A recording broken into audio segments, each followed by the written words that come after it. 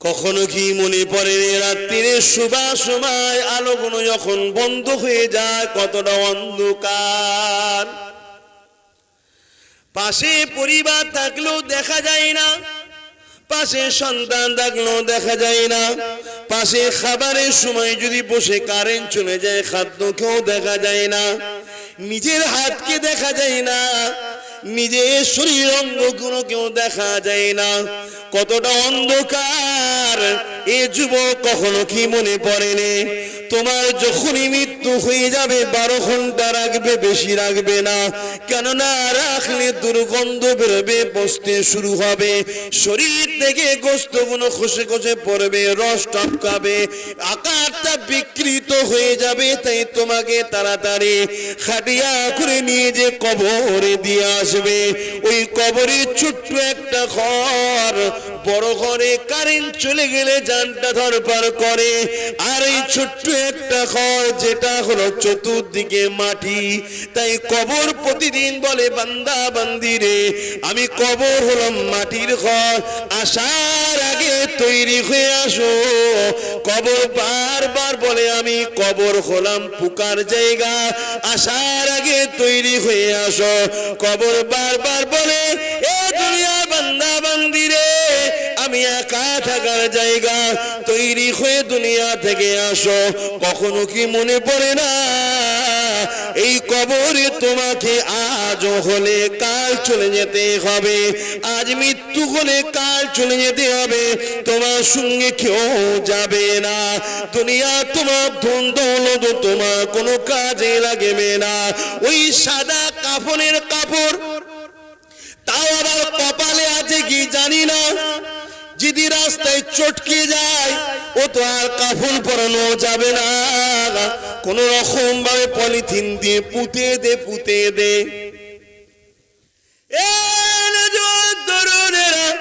যখন কোন যুবক বা যুবতী বা কোন মানুষের মৃত্যুর সময় এসে যায়, ওই সময় তার মাথা ঘোরায় ফারিস্তা এসে যায়, বড় বড় চোখ করে দেখবেন, এক মুহূর্তে একবার তাকায়, প্রত্যেকটা মাইয়িতকে দেখবেন ঠিক যাবার আগে বড় চোখ করে দেখবে একবার, তখন দেখে ফেলেছে এসে গেছে, তার কিছুক্ষণ পরে দেখবেন ঝিমিয়ে যায়, বাস চলে গেছে। আপনারা দেখবেন খেয়াল করে আপনাদের মাই যার বাড়ি অসুস্থ থাকলে পাশে বসে দেখবেন, কি করে দেখেছেন কেউ চোখ মুজে হয়তো অসুস্থ, কষ্ট হচ্ছে, পানি খেচ্ছে, জানটা ধরফর করছে, হঠাৎ করে একবার ব্যালব্যাল করে তাকাবে, কিরম সব দেখবে, চলে গেল। এ যুবকেরা বাপেরা মায়েরা, আল্লাহকে যারা মানো, নবীকে যারা মানো, ঈমান যারা এনেছো, যারা বলো আমরা ইসলাম মানি, তাদের জন্য আজ করছি, কারণ এটা ইসলাম ধর্মের ধর্মীয় মাহফিল, অন্য কারোর জন্য বলছি না। কিন্তু বাকি দিকেও নাও, বোঝো, শোনো, তার অধিকার রয়েছে। তবে আমি ধর্মীয় মানুষদেরকে বলি শুনে রেখে দাও, মাথার উপরে এসে ফারিস্তা বসে যাবে, যখন নেক রূহ হবে, আত্মাটা নেককারের হবে, হারামের বিরোধী, ন্যায়ের পক্ষে ছিল, সত্যের পক্ষে ছিল, নবীর পক্ষে ছিল, ইসলামের পক্ষে ছিল, শান্তির পক্ষে ছিল, মানবতার পক্ষে ছিল, গরিবদেরকে ভালোবাসতো, বড়দেরকে সম্মান করত, মা বাপকে পিয়ার করত, স্ত্রীকে ভালোবাসতো, স্ত্রীর হক আদায় করেছে, স্বামীর হক আদায় করেছে। এই রকম যখন রূহ হবে, আত্মা হবে, ওই সময় সুন্দর একটা চেহারা নিয়ে ফারিস্তা আসবে, এসে বলবে এ আল্লাহ পাকের বান্দার রূহ বের হয়ে আসো, চলে আসো, তোমাকে নিতে এসেছি। মালাকুল মউত এসে বলবে চলে আসো, অমনি আস্তে আস্তে আস্তে ওই রূহ তার শরীর ধর থেকে আলাদা হয়ে যাবে, বের হয়ে আসবে। ওই রূহকে নিবার জন্য এবারে অনেক রহমতের ফেরেশতাদের মধ্যে প্রতিযোগিতা শুরু হয়ে যাবে, আমি নিয়ে যাব, আমি নিয়ে যাব, আমি নিয়ে যাব, আমি নিয়ে যাব। যে কোনো নিয়ামতকে নিবার জন্য সবাই দুনিয়ায় ছুটোছুটি করে না, করে না? হুজুর মোটরসাইকেলে উঠবে, এ বলে আমি নিয়ে যাবো, ও বলে আমি নিয়ে যাবো, ও বলে আমি নিয়ে যাবো। কেন? দুনিয়াবি নজরে হুজুর একটা আমাদের ভালোবাসার জিনিস, সম্মানের জিনিস, ভালো জিনিস, পবিত্র জিনিস, আল্লাহওয়ালা জিনিস, এই জন্যই সম্মান। তো পবিত্র আত্মা যাদের হবে, যে সকল লোকগুলো আল্লাহর পক্ষে, নবীর পক্ষে এবং অন্যায়ের বিরুদ্ধে, তরুণেরা, বাপেরা, প্রেমিকেরা, এইভাবে সেই রূকে নিয়ে যাওয়া হবে। নিয়ে যাওয়া পরে সেই রূকে নিয়ে যে প্রথম আসমানের দরজা খুলে নিয়ে যাওয়া হবে। দুনিয়া জমিন থেকে নিয়ে প্রথম আসমানের দরজা পর্যন্ত চতুর্দিকে ফেরেশতারা দাঁড়িয়ে দাঁড়িয়ে দাঁড়িয়ে ওই আল্লাহ পাকের মাহবুব বান্দা, নেক বান্দা, আপনি মাহবুব বলতে কি বুঝছেন একটু ভেঙে বলি। আপনি ভাববেন হয়তো মাহবুব বান্দা বলতে হয়তো আল্লাহর ওলি। যে লোকটা 5 ওয়াক্ত নামাজ পড়ে, 1 মাস রোজা রাখে, বাপ মার খেদমত করে, হালাল খায়, হারাম থেকে দূরে থাকে, হারামকে অপছন্দ করে, হারামকে ঘৃণা করে, কথা বুঝে আসছে, পর্দা পশিদাই নিজের পরিবারকে, স্ত্রীকে রাখে, বা নারী হলে তার স্বামীর হুকুম মেনে চলে, এই ইসলামিক বেসিক জিনিসগুলোকে যে মানে সেই হলো আল্লাহওয়ালা। কথা কিছু বুঝতে পারছেন? তরুণেরা, তোমরা যে হতে পারবে না আল্লাহওয়ালা, এ ধারণাটা তোমাদের ভুল। অবশ্যই তোমরা পারবে চেষ্টা করলে, তবে সেই চেষ্টাটা তখন সম্ভব হবে যখন তুমি নিজের দিকে একবার তাকিয়ে দেখবে, কে আমায় দুটো চোখ দিল, আমি তার ছাড়াই চোখ দিয়ে কোনো জিনিস দেখবো না। কে আমাকে দুটো কান দিল, তার কথা ছাড়াই কানে অন্য কিছু শুনবো না। কে আমাকে দুটো হাত দিলে হাত তার রাস্তা ছাড়া অন্য কারো রাস্তায় কাজে লাগাবো না। কে আমাকে দুটো পা দিল, তার রাস্তা ছাড়া অন্য রাস্তায় চলবো না। কে আমাকে জবানে কথা দিল, সেই জবানে তার কথা ছাড়া অন্য কারো কথা বলবো না। কে আমাকে নিঃশ্বাস দিয়েছে, এই নিঃশ্বাস তাকে ডাকবো, অন্য কাউকে ডাকবো না। যদি তুমি নিজের দিকে তাকাও, তাকে যখন চিনতে পেরে যাবে, তাকে প্রেম করতে শুরু করবে, তখন ফজর বেলা তোমার ঘুম ভেঙে যাবে, মসজিদে চলে আসবে, তখন তুমি তাকে রুকু দেবে, সিজদা দেবে, তখন তুমি কাজের মধ্যে জোহরের ওয়াক্ত এসে গেলেও কাজটা বন্ধ করে তুমি মসজিদে চলে যাবে, তাকে রুকু সিজদা দেবে, আসরের সময় চলে যাবে, মাগরিবে চলে যাবে, ঈশায় চলে যাবে, তার দাসত্ব করতে তোমাকে তখন ভালো লাগবে। যতক্ষণ পর্যন্ত না নিজের দিকে তাকাবে, আল্লাহকে যতক্ষণ পর্যন্ত না চিনতে পারবে, নবীকে যতক্ষণ পর্যন্ত না ভালোবাসতে পারবে, এই সব কাজগুলো আমাদের কাছে বড় বিরক্ত পূজা হয়ে দাঁড়িয়ে যাচ্ছে। এ যুবকেরা, তরুণেরা, বাপেরা, ঈমান আমরা এনেছি কেমন ভাবে, আর সাহাবারা ঈমান এনেছে কিভাবে? এ যুবকের ইতিহাস খুলে দেখো, আল্লাহ নবী সাহাবাদের ঈমান কেমন ছিল। হযরত সুমাইয়া বলে একজন নারী ছিলেন, তার একটা সন্তান ছিল হযরত আম্মার, তিনার নাম ছিল। মার বাবাটা মিলে ঈমান এনেছিল, স্বামী ছিল না। এই মার বেটা মিলে একদিন রাস্তাতে যেতেছিল, হঠাৎ করে আবু জেহেল দেখতে পেয়ে যায়। আবু জেহেল তাদেরকে দাঁড় করিয়ে দেয়, দাঁড় করিয়ে দিয়ে বলতে লেগেছে, সুমাইয়া রে, শুনলাম নাকি তুমি মুহাম্মাদের দলে চলে গেছো, অর্থাৎ ঈমান এনেছো, ন্যায়ের পক্ষে গেছো। এ সুমাইয়া, তোমার ছেলেও নাকি ঈমান এনেছে শুনলাম। হযরত সুমাইয়া চিন্তা করলো, আমি যদি হ্যাঁ বলি, এ জালিম আমার উপরে জুলুম করবে, আর আমি যদি না বলি, আমার ষোড়শটা আমাকে অপছন্দ করবে, কেন মিথ্যাবাদীকে আল্লাহ পছন্দ করে না। আমরা মিথ্যা কথা বলি তো, কি গো? চিন্তা করি সহজে কি জন্য বলি? একটা বেশি তাবারুক লিবার জন্য মিথ্যা বলি। এই আছে না নাই, এই তুই পেয়েছি না, চিন্তা করুন। আর সেখানে জান চলে যাবার ব্যাপার সত্য কথা বললে। ভাই শুনছেন তো? সেখানে আম্মা সুমাইয়া নিজেকে প্রশ্ন করছে, এ সুমাইয়া, সত্য কথা বললে এ আবু জেহেল লিডার, নেতা, ক্ষমতা তখন আবু জেহেলের হাতে, মারবে। আর যদি আমি মিথ্যা বলি, আল্লাহ নারাজ হবে। যুবকেরা ভেবে দেখো, মৃত্যু সবার দুয়ারে দাঁড়িয়ে আছে।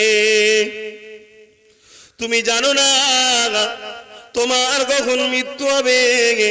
গতকালই তো একটা জানাজা আমার বাড়িতে হয়ে গেল, গিয়েছিল, হয়তো অনেকে বা শুনেছে। বা দূর থেকে যেতে পারেনি, বা গরিবী সংসার কতবার যাবে। দরুদ শরীফ আল্লাহুম্মা সাল্লি আলা সাইয়্যিদিনা মাওলানা মুহাম্মদ ওয়া আলা আলি সাইয়্যিদিনা। মুসলমান ঘরের ছেলেমেয়েরা, তরুণেরা, ঈমান আনেন, মৃত্যুর আগে আপনি তৈরি হয়ে কবরে যান।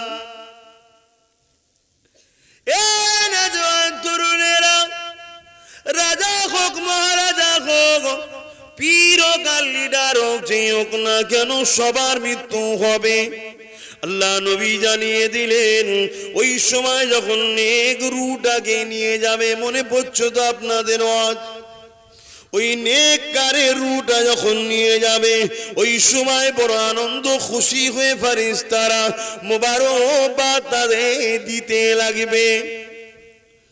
এ যুবকেরা, প্রথম আসমান খুলে দেওয়া হবে, ওখান থেকে এমন কোন উপর দিকে নিয়ে যাওয়া হবে, দ্বিতীয় আসমানের দিকে আল্লাহ আওয়াজ দিয়ে দেবে, ওকে আর নিয়ে আসতে হবে না।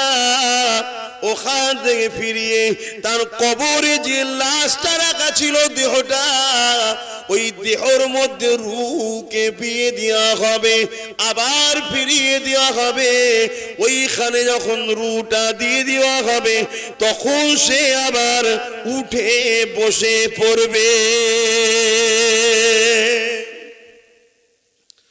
আল্লাহ পাকের ফেরেশতা আসবে, প্রশ্ন করবে, মান রব্বুকা, তোমার রব কে? যারা আল্লাহকে রব বলে মেনেছে তারা বলবে রাব্বি আল্লাহ। মা দীনুকা, তোমার দিন কি? যাদের দিন শুনে ইসলাম তারা বলবে দিন ইসলাম। আমার নবীকে হাজির করানো হবে, নবী পাককে দেখে বলা হবে ইনি মুহাম্মদ রাসূল। ইনার সম্বন্ধে তোমার দুনিয়ায় ধারণা কি ছিল? যারা রাসূলকে জানের থেকে বেশি ভালোবেসে একমাত্র লিডার হিসাবে, পথ প্রদর্শক হিসাবে, মডেল হিসাবে রাসূলকে জিন্দেগিতে এনেছিল, তারা তখন বলবে নবী মুহাম্মদ রাসূল। এ নওজোয়ানেরা, গল্প বলতে আসেনি, আল্লাহ নবী যা বলে গেছি তাই বলি। বাবারা, শুনে রেখে দাও, মৃত্যুর পরে আর চেষ্টা করে কোনো উপায় থাকবে না। বিশ্বাস যদি করো, মেনে নাও, কবরটা বড় কঠিন জায়গা হবে। ওই সময় আল্লাহ জানিয়ে দেবে, এ আমার ফেরেশতারে, আমার বান্দা বান্দিকে একটা জান্নাতি বিছানা করে দেওয়া হোক। জান্নাতি বিছানা করে দেওয়া হবে, জান্নাতে একটা সুড়ঙ্গ করে দেওয়া হবে। দুনিয়ার এই হাওয়ায় কত আরাম, এর থেকে কোটি কোটি গুণ শীতল সুন্দর হাওয়া আসতে লাগবে, যে হাওয়ায় আপনার না শরীর খারাপ হবে না কষ্ট হবে। এত সুন্দর শান্তির হাওয়া আপনার কবরে আসবে, আপনি কিয়ামত পর্যন্ত ওই কবরে আরামের ঘুমাবে। এই কবর লাগবে কি গো? আল্লাহ দেবে বলেছে তো, কাকে দেবে? যার মাকসাদ একটা হবে। কি মাকসাদ? মা আতাকুমুর রাসূল ফাখুযুহু ওয়া মা নাহাকুম আনহু ফান্তাহু। রাসূল যা আদেশ করেছে মেনে নাও, যদি যা নিষেধ করেছে ছেড়ে দাও। সেই কবর পাবে।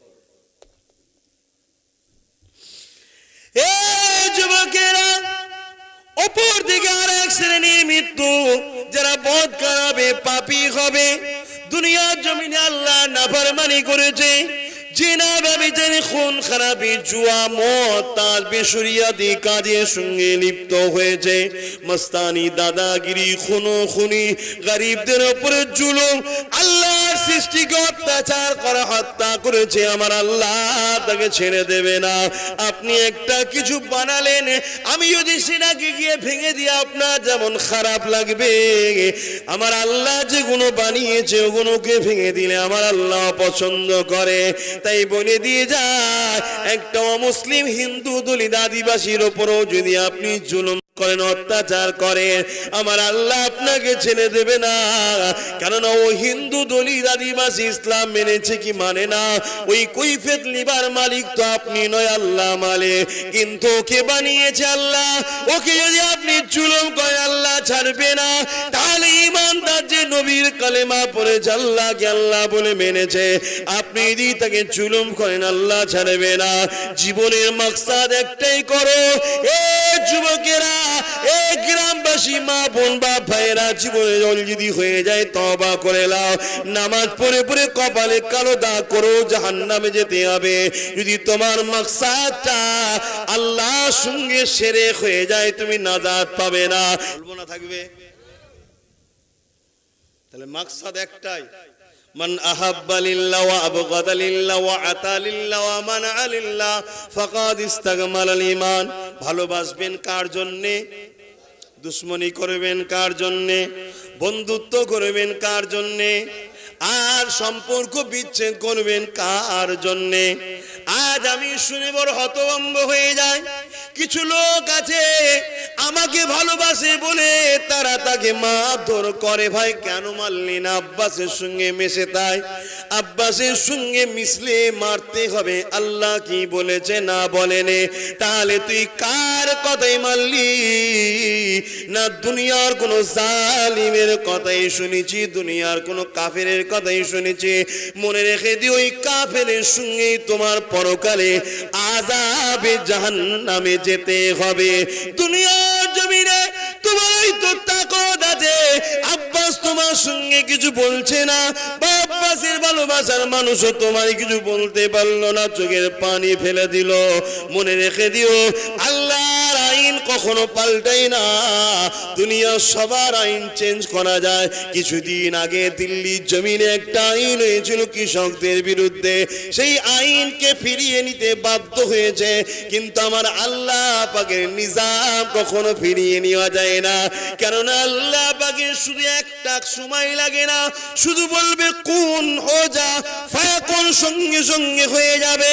তাই আমি বলতে চাই, কিছুদিন আগে দেখেছিলাম মসজিদে মসজিদে এমন করে দেখা যায় অনেক আহলে সুন্নাত ওয়াল জামাত সংগঠনের ছেলেদের কেউ ঢুকতে দেওয়া হয় না।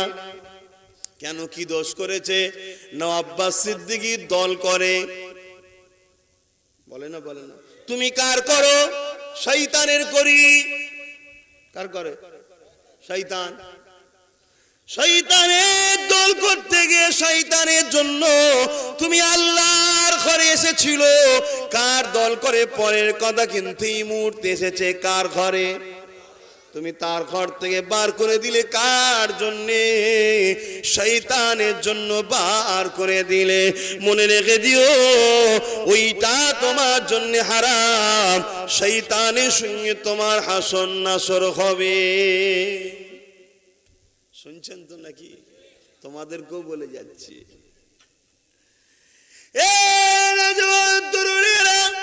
বদকারী যখন মৃত্যু হবে, ভয় করো আল্লাহকে। পৃথিবীর বুকে আবু জেহেল ছিল, শেষ হয়ে গেছে। নমরুদ ছিল, শেষ হয়ে গেছে। ফিরআউন ছিল, শেষ হয়ে গেছে। এমন করে সাদ্দাত ছিল, শেষ হয়ে গেছে। তোমাদের শেষ হতে বেশি দিন সময় লাগবে না। তবে মনে রেখে দিও, এই দুনিয়া জমিনে দুটো দল, একটা হলো রহমানের দল, একটা হলো ইবলিস আজাজিল, যার নাম ছিল। পরবর্তীতে আল্লাহ তাকে ইবলিস শয়তান বলে দুনিয়ায় পাঠিয়ে দিয়েছিল। ওই ইবলিসের দল, দুটো দল পৃথিবীর জমিনে সর্বসময় রয়েছে। এই দুই দলের লড়াই হয়েছিল। একটা ইবলিসের দলের লোক আর একটা রহমানের দলের লোক। ইবলিসের দলে ছিল হলো কে? এজিদ। আর এমন করে রহমানের দলে ছিল কি? ইমামে হোসাইন। রহমানের দলের লোকেরা বড় দুর্বল ছিল। দুর্বল বলতে ইমানের দুর্বল নয়, তাদের সংখ্যাটা ছিল কম, তাদের হাতে অস্ত্র ছিল না, লড়াই তারা করতে আসেনি। কিন্তু এজিদের দল ছিল কি শক্তিশালী, এজিদ ছিল সিংহাসনে বসে, এজিদ ছিল গদির লড়াইয়ে, এজিদের প্রশাসন ছিল, এজিদের সৈন্য ছিল, এজিদের পাওয়ার ছিল, এজিদ লোককে পয়সা দিয়ে কিনে রেখেছিল। এই ইমামে হোসেনের বিরুদ্ধে লড়াই লাগিয়ে দিয়েছিল। আজও দুনিয়া জমিনে চলবে। সেদিন এজিদ চেয়েছিল হোসেনকে মিটিয়ে দেবো। হোসেন কি বলেছে, কেন মিটাবি রে ইমামে হোসেন, কেন তুমি এজিদকে মেনে নিও না? তুমি কি গদিতে বসতে চাও? ইমামে হোসেন বলেছিল না, আমি গদিতে বসতে চাই না। আমার নানার উম্মত গুলোকে এজিদ ধ্বংস করে দিচ্ছে, আমার নানার উম্মত গুলোকে সারাবি বানাচ্ছে, আমার নানার উম্মত গুলোকে জুয়া খেলা শিখাচ্ছে, আমার নানার উম্মত গুলোকে পাপ জায়গায় নারীদের লাইসেন্স দিয়ে দেহ ব্যবসা চালু করাচ্ছে। এখনো ছিল এজিদের খসলত। এজিদের খসলত হলো বেইনসাফি করা, এজিদের খসলত হলো গরিবদের ঘরে জুলুম করা, গরিবকে নিজের জায়গা থেকে উচ্ছেদ করে দিয়ে অন্যজনকে বসিয়ে দেওয়া। এটা আজকে নতুন নয়। তুমি জীবনে যা কিছু করো মোহাম্মদ রসুলকে ফলো করে করতে হবে। শুনছো আমার ঘরের ছেলেরা, যুবকরা শুনছো তো? আর যদি না করো, ওই মৃত্যুর সময় আসবে একজন ফেরেশতা, বদকার রূহ হবে, যখন পাপী যখন হবে, বিবশ এক চেহারা নিয়ে আসবে, এসে বলবে, এই চলো বেরিয়ে আসো, তোমার জবাব দিবার সময় শুরু হয়েছে, চলো। যেমন কোন জিনিস কাঁটা জড়িয়ে গেলে যেমন টাইট হয়ে থাকে, টেনে হিঁচড়ে বার করা হয়, ওই রূহ বেরোতে চাইবে না, ওকে টেনে হিঁচড়ে বার করা হবে। পুরো শরীরের রগ রিশা নাড়ি ভুড়ি সব কিছু যেন মনে হবে জড়িয়েছিল, তাকে টেনে বার করা হবে। এইভাবে তাকে নিয়ে যখন যাবে, সমস্ত ফেরেশতারা তার দুর্গন্ধে বলবে, কার রূহ এত গন্ধ বেরোচ্ছে, কার রূহ, কেন কি দরকার ছিল এখানে নিয়ে আসার? সাত তবক জমিনের নিচে একটা জায়গা আছে, সেই জায়গাতে নিয়ে যাবো, আসমানের দিকে তোলা হবে না। শুনছেন? তুমি কোনটা চাও? দুনিয়ার 30 বছরের গাড়ি বাড়ি হারামের পয়সায়, না হালাল পয়সায় গাড়ি বাড়ি করো, ইসলামে বাধা নেই। তুমি যদি মনে করো আমি BMW চাপবো, মার্সিডিজ চাপবো, আমি একটা একটা ঘরে দুটো করে এসি দেবো, মার্বেলের ওপর থাকবো, খাট থাকবে, কথা বুঝে আসছে? সোনার কি বলে ওই আমার কি বলে অনেক কিছু শখ সাত তোমার আছে, ঘর সুন্দর বাড়ি গাড়ি থাকবে, হালাল পয়সা যদি তুমি করো, ইসলামে কোনো অসুবিধা নেই, জায়েজ। ইসলামে কে বলেছে জায়েজ নয়? ইসলামে জায়েজ, তুমি করতেই পারো, আল্লাহর নিয়ামত শুকরিয়া আদায় করবে, কিন্তু হারামের একটা টাকা চলবে না। কথা বুঝে আসছে? হারামের একটা টাকা চলবে না। ওই বাড়িতে তুমি যখন থাকবে আলহামদুলিল্লাহ বলবে, যে আল্লাহ ওই গাড়ি যখন চাপবে আলহামদুলিল্লাহ বলবে। আল্লাহ রসুল বলছে, যদি একটা লোক তিনটে জিনিস পায়, তার নসিবটা বড় ভালো। শুনবেন কি জিনিস? সর্বপ্রথম হলো নেককার বিবি। কি জিনিস? নেক বিবি, নেককার। অর্থাৎ নেককার বিবি কাকে বলা হয়?